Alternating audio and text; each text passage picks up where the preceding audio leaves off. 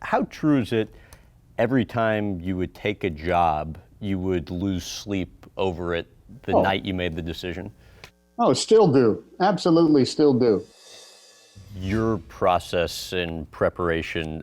You said once you get to a point as an actor where you realize you're examining an aspect of the human condition as opposed to just a story that starts on page 1 and ends on page 20. And to do that, you have to have some other stuff that's loaded up inside you, the stuff that happened before the movie began. You don't have to sit down and write it in longhand in single space on spiral notebooks, but it has to be a very tangible thing because it has to play out in every scene. What do you mean by that? Well, what I mean is, it's the actor's job is, I think, is to provide his own motivation. The actor himself, I think, has to be able to go anywhere and do anything on a moment's notice in the course of the scene. I liken a lot to kind of like Joe DiMaggio in center field. He has to be ready somewhere before the pitch is thrown to go in any direction, fast, slow, loping as fast as one can, infield, outfield. As an actor, our task is to embody the truth of the moment. And sometimes the truth of the moment is to get a laugh, and sometimes it's to kiss a girl, but other times it's to capture, like lightning, a fraction of a moment of true human behavior. You know, Hamlet says, the actor's job is to hold the mirror up to nature. That's a noble pursuit, and it's not easy to do. I'm 64 years old, and I've been doing this professionally since I was 20. So I've got, how many years is that? I've got 44 years of slow progress of figuring out what this was, how to do this. And unfortunately, there's no answer except you just got to go there. How true is it every time you would take a job, you would lose sleep over it the night you made the decision?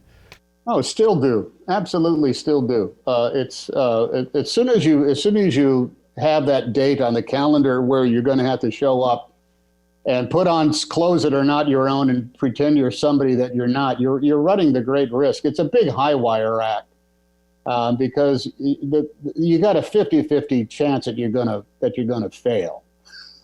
That you're not going to be there. Any movie you go through is an emotional ER, man. You're being whipped back and forth between moments where if you don't get it on that day, on that moment, it's not in the movie.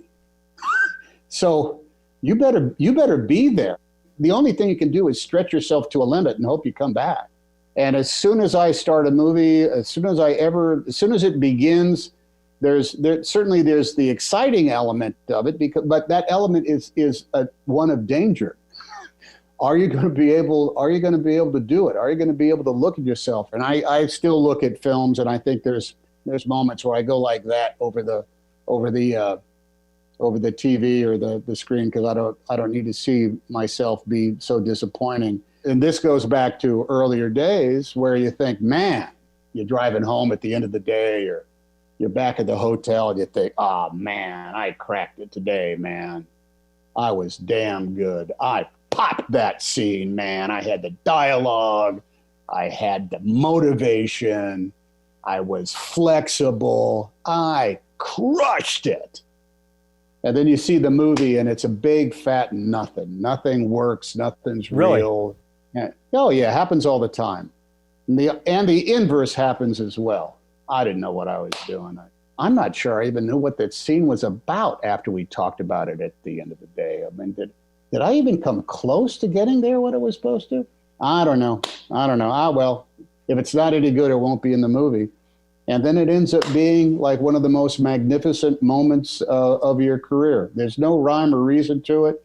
It's cruel and indifferent fate. And you cannot assume that you have done it great, nor should you assume that you've been a failure at it. I never trust any director who comes back and says, oh, the dailies were fantastic. That is a great scene. That is a great scene. No, director, you watch it daily, you come back and say, I don't know, might cut. It was in focus.